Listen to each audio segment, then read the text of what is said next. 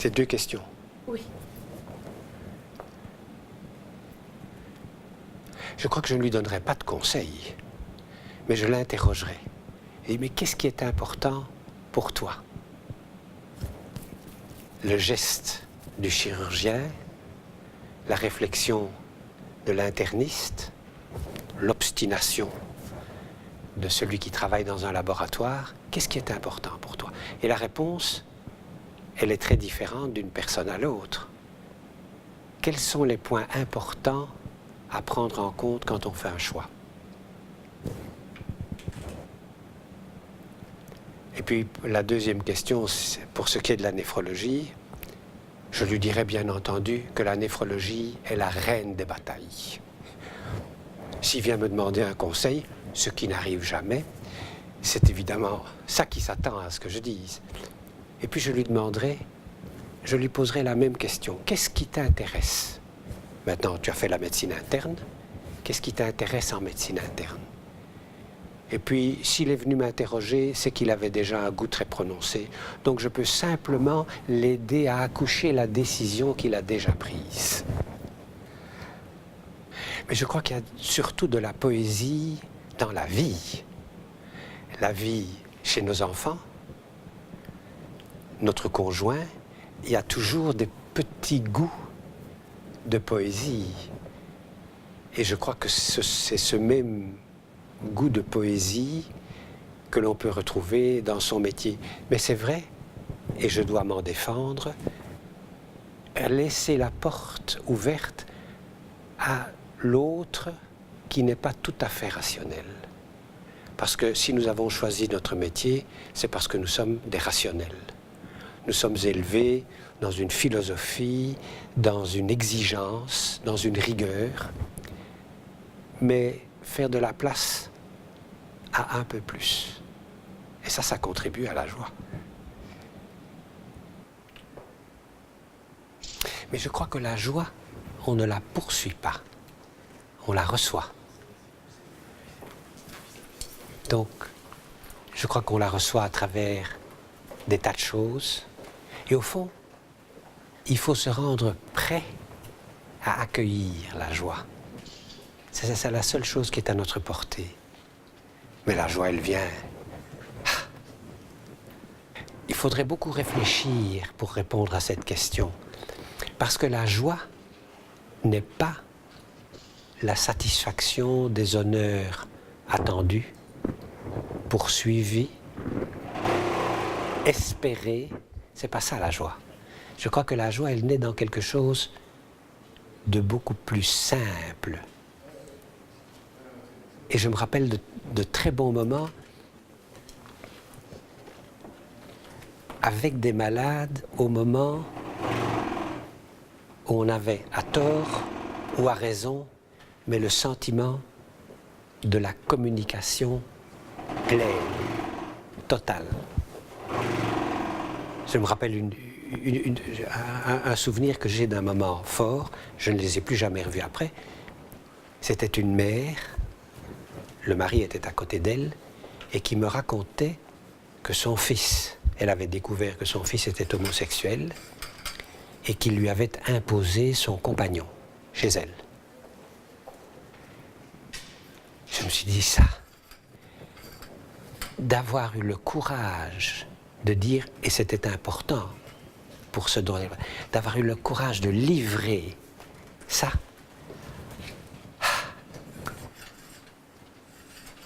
C'est pas de la joie tapageuse, on est élu à tel endroit ou on n'est pas élu à tel endroit, on a telle décoration ou tel signe de reconnaissance. C'est pas ça. La médecine,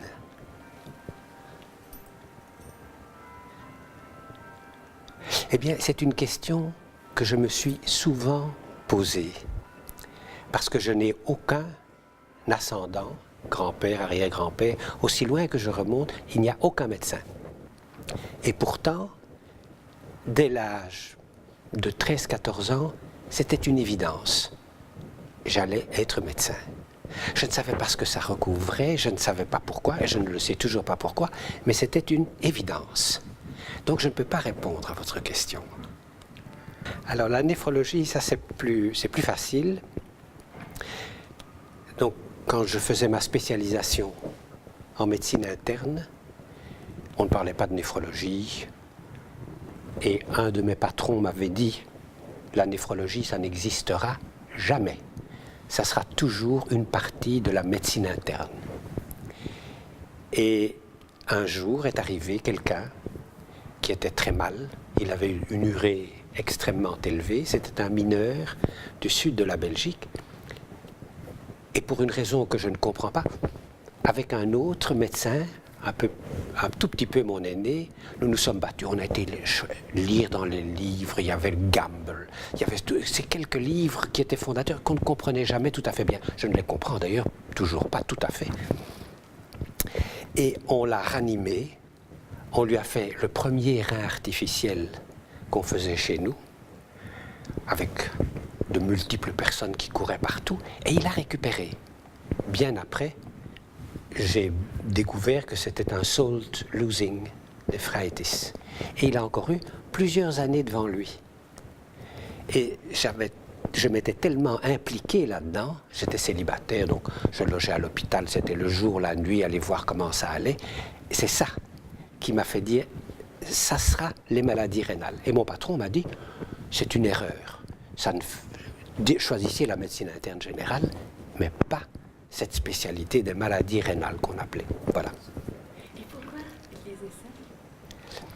Parce qu'il n'y avait pas de traitement pour l'insuffisance rénale, il n'y avait pas de greffe, il n'y avait pas de rein artificiel, il y avait un rein artificiel pour les cas aigus, ce qui était exceptionnel, mais pas pour les chroniques. Le nombre de cas de maladies rénales est très faible. Si aujourd'hui il y a de la néphrologie, c'est parce qu'il y a un grand nombre de malades qui survivent grâce à la transplantation et grâce à la dialyse. À cette époque, comme ces deux instruments n'existaient pas ou étaient balbutiants, il n'y avait pas grand-chose comme clientèle à atteindre. Et quand j'ai été voir un autre professeur de médecine, je lui ai dit, écoutez, j'ai écrit à M. Hamburger, il m'accepte dans son service, est-ce que vous avez un conseil à me donner? Il a réfléchi, c'était un homme d'une très grande qualité. Il a dit, je n'ai qu'un seul conseil à vous donner. Apprenez à faire des cystoscopies. Je dis quoi? Des cystoscopies. Mais dit-il, le pneumologue, il a la bronchoscopie. Donc, si vous voulez vous occuper de maladies rénales, faites des cystoscopies. Je crois que l'histoire de la néphrologie, c'est l'histoire d'une multitude d'initiatives en Italie, en Angleterre, aux États-Unis. Et la néphrologie est devenue la néphrologie grâce à ses apports qui étaient très différents.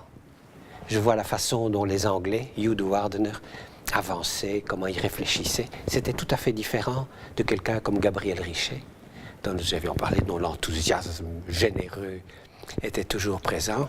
C'était très différent de Bill Schwartz. Et je crois que ce sont en se frottant à ces différents talents, en étant éclairés par ces lumières très variées, que tout doucement la néphrologie a pris forme. De talent. C'est un réseau de talents avec des gens. Monsieur Hamburger ne pensait que transplantation. Quand j'étais là-bas dans les fin des années 50, la dialyse, ça ne l'intéressait absolument pas. Dans d'autres endroits, c'était la dialyse qui avait pris le pas. Paul Mikkelsen a commencé son chemin de néphrologue en faisant de la dialyse. Donc, il y avait ces apports successifs. M. Hamburger a beaucoup contribué à l'élucidation des différentes maladies rénales. Il y avait différentes sortes. Hugh de Wardener, c'était la même chose. Donc, chacun a apporté un aspect propre, et la néphrologie aujourd'hui, c'est l'ensemble de tout cela. Je me dis souvent que j'ai eu beaucoup de chance de faire ma formation à cette époque où tout était possible. Tout était à creuser, découvrir, nommer. Et à une époque où les moyens n'étaient pas comptés comme ils sont maintenant. Aujourd'hui, un jeune qui commence, il doit rapporter de l'argent, il ne doit pas passer trop de temps avec les malades, il doit être productif, avec des indices de productivité. Il faut que son activité ne consomme pas trop d'argent. Il y a donc toute une série de contraintes. Je crois que c'est leur problème et qu'ils vont très bien le résoudre. Mais moi, j'ai beaucoup joui de n'avoir aucune de ces contraintes. On faisait plus de dialyse, on était félicité. On rapportait plus d'argent, ce n'était pas le but, mais on avait plus de moyens. Donc tout était possible. On pouvait choisir, nommer les gens avec qui on travaillait. Il n'y avait pas de problème. Vous alliez voir le directeur et vous lui disiez un tel c'est un très très bon, je voudrais bien que vous le nommiez comme... Pas de problème, on vous écoutait. Maintenant, des dossiers, du papier, des justifications, des références, il y en a beaucoup. Donc, j'étais très heureux de me former à cette époque où tout était à découvrir et où la réalisation se faisait sans limite, sans contrainte et où on était reconnu pour ce que le petit peu que l'on faisait, on était encouragé. Vous ferez les mêmes choix? Sans l'ombre d'un doute. Je ne me suis jamais exercé à me demander, parce que là aussi, c'est évident. Je me suis très bien amusé. Je n'ai aucun regret de toute ma carrière. J'ai rencontré des gens intéressants, j'ai eu à faire face à des problèmes intéressants. Je ne me suis jamais ennuyé. Quand j'étais aux États-Unis, j'ai eu un patron qui était un maître de la question socratique. Pourquoi? Comment? Et je crois qu'avec lui, j'ai découvert le plaisir de comprendre la suite des événements dans un cas particulier. On appelle ça l'anamnèse maintenant. Et à partir de l'anamnèse et des quelques plaintes qu'on écoutait, on avait déjà un nombre de possibilités diagnostiques qui étaient très très précises et qu'avec quelques examens, on allait débrouiller. Donc je crois que j'aimais bien cet aspect investigatif, cette curiosité, pourquoi? On m'a demandé de dire quelques mots là-dessus d'ici quelques semaines. Et j'ai donc réfléchi à la question. Et je crois que le futur de la néphrologie ne doit pas être formulé par ceux qui en ont vécu les débuts. Je crois que chacun a la possibilité de trouver du plaisir dans ce qu'il fait aujourd'hui, dans les contraintes dans lesquelles il vit.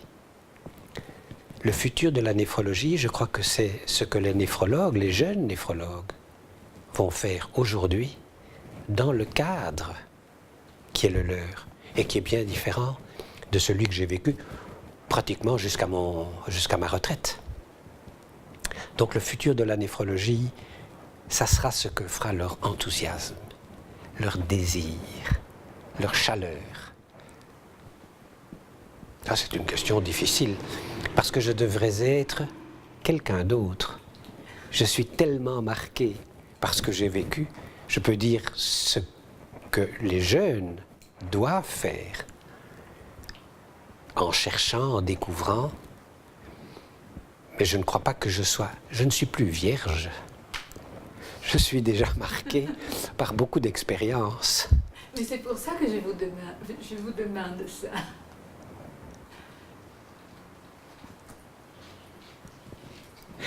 Il me semble que si je devais recommencer, je le prendrais par une discipline tout à fait différente que celle que j'ai pratiquée, qu'on m'a enseignée et qui est essentiellement de la physiologie rénale. Je crois que je devrais m'intéresser à des techniques comme la protéomique, des techniques. C'est déjà dépassé de biologie moléculaire, ce qui va façonner l'abord de l'humain d'abord, pas seulement la médecine, c'est l'abord de l'humain. Quand j'entends parler, je fais partie encore du jury de prix, je vois les progrès fabuleux que l'on fait dans les applications de l'immunologie, en néphrologie entre autres, la production d'anticorps, la production de faux anticorps, d'anticorps humanisés, etc., etc.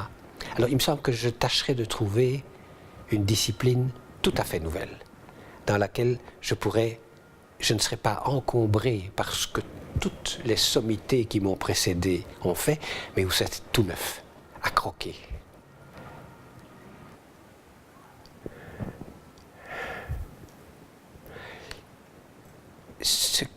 Les souvenirs que j'ai à propos de quelques personnes sont les occasions qu'ils m'ont données de mesurer que l'homme était le même, qu'il soit un roi ou qu'il soit un pauvre ouvrier mineur. C'est la même chose, c'est la même question, c'est la même inquiétude, c'est la même gratitude.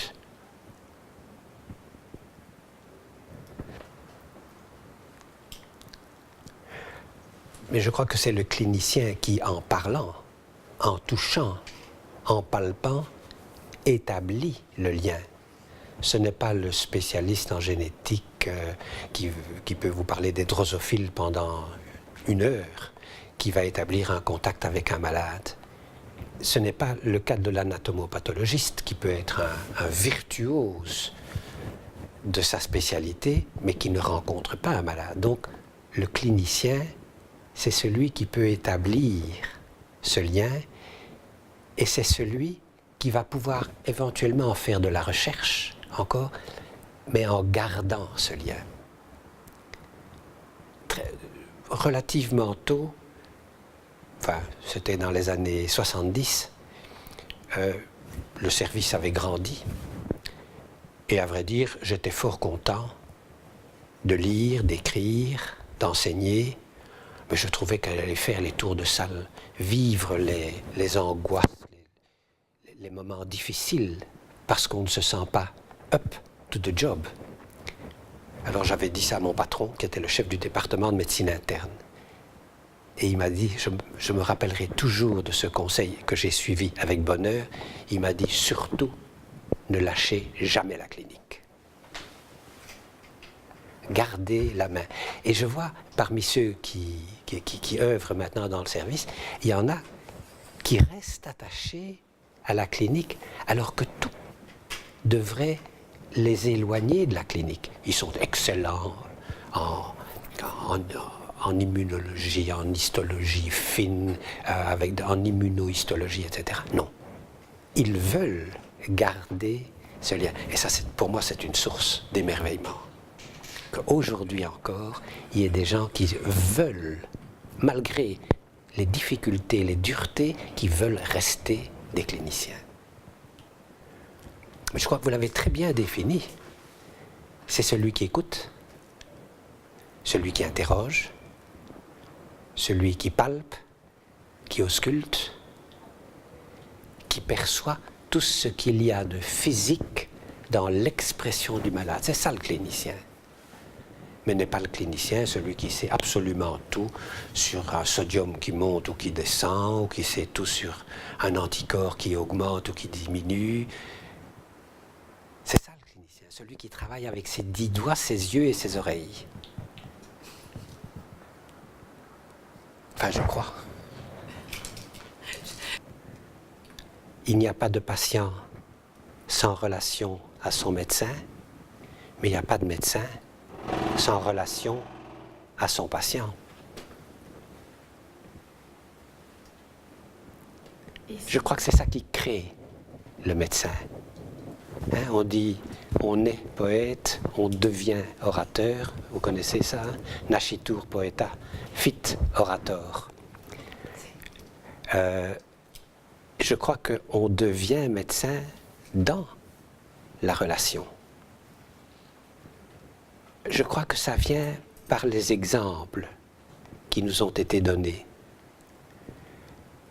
J'avais un maître, celui qui m'a peut-être le plus marqué que les scientifiques comme Bill Schwartz ou que comme Gabriel Richet, et qui était un interniste général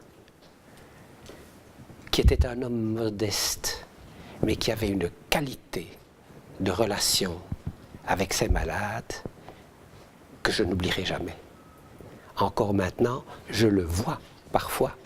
À côté du lit du malade, il était bien plus âgé que moi, il était né en 1909. Mais c'est resté, et de temps en temps, on écrit des dossiers. Vous avez appris ça aussi. Hein? Maintenant, les dactylographies, moi, c'était toujours à la main. Et je les faisais avec le souci de rencontrer ce que j'avais entendu en me posant la question, et si il était sur mon épaule, qu'est-ce qu'il dirait de mon dossier? Je crois que l'exemple fait beaucoup. En tous les cas, je l'ai reçu à travers des personnes, mais pas à travers des enseignements. On dit beaucoup maintenant, vous m'avez posé la question, quelle est la relation patient-malade, c'est au centre, etc. On fait partie de commissions à l'académie sur les médecines parallèles qui établissent un rapport, et c'est parce que les médecins n'ont plus un bon rapport, mais ce ne sont pas ces conférences-là qui l'enseignent. C'est l'exemple tel que je l'ai vécu.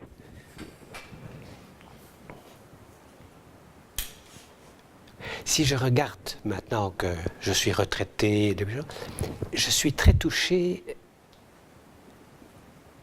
par les relations que j'ai pu développer au Japon. Quelques années avant ma retraite, ils m'ont demandé si je voulais bien travailler avec eux, si je voulais continuer. Je leur ai dit, je veux bien vous donner des conseils. Enfin, je ne vais pas entrer dans les détails, mais finalement, j'ai accepté et je pars encore dans 15 jours pour travailler là-bas.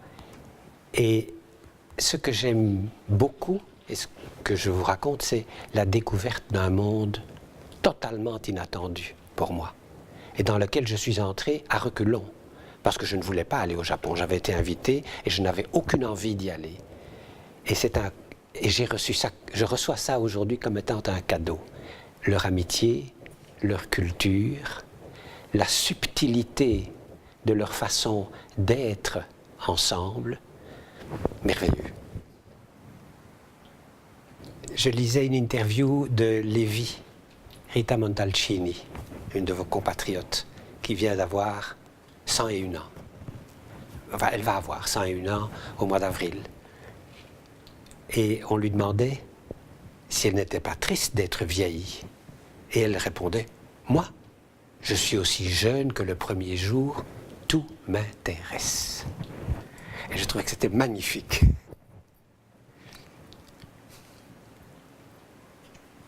Et elle témoignait de ce que c'était ça qui la gardait en mouvement.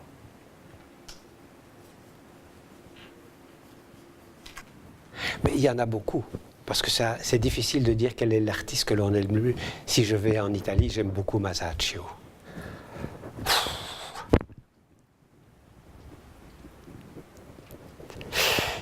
C'est quelque chose de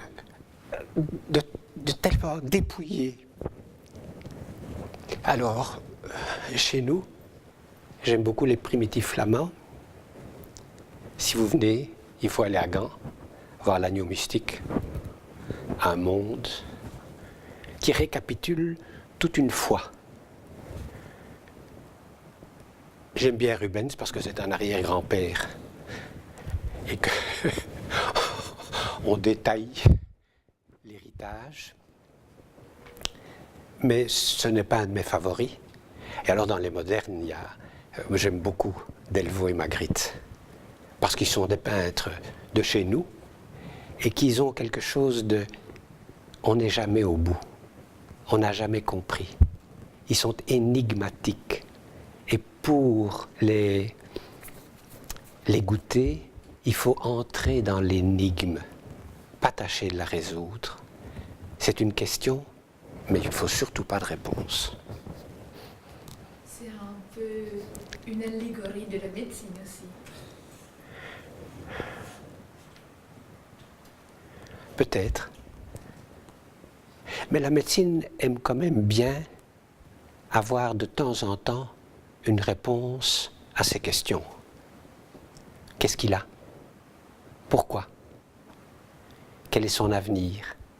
Et on aime quand même bien, mais les personnes qui viennent, elles correspondent à cela. Parce que chaque personne nous n'en connaissons qu'un petit aspect que nous pouvons enfermer quelque part dans des questions, dans des petits points. Mais elle, c'est un mystère. Et la meilleure démonstration que c'est un mystère, c'est que quand on écoute les gens, de temps en temps, on se dit « je lui ai vraiment rendu service ». Rien. Et puis il y a des gens qui passent, ils entrent, ils sortent, on leur dit 3 mots, et qui viennent vous revoir 1 an plus tard, ils me disent « mais ce jour-là, si vous saviez comme ça a été important pour moi ce que vous avez dit ». Donc, il y a un mystère de chacun, et il faut l'accepter.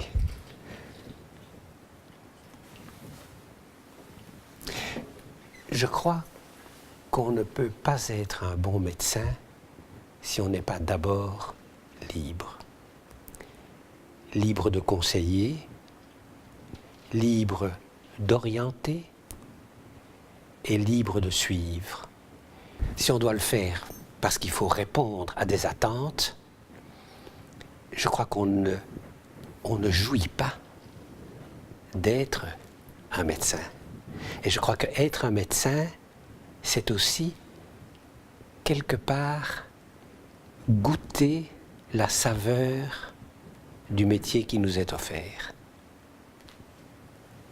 Et pour cela, je crois que la liberté est nécessaire.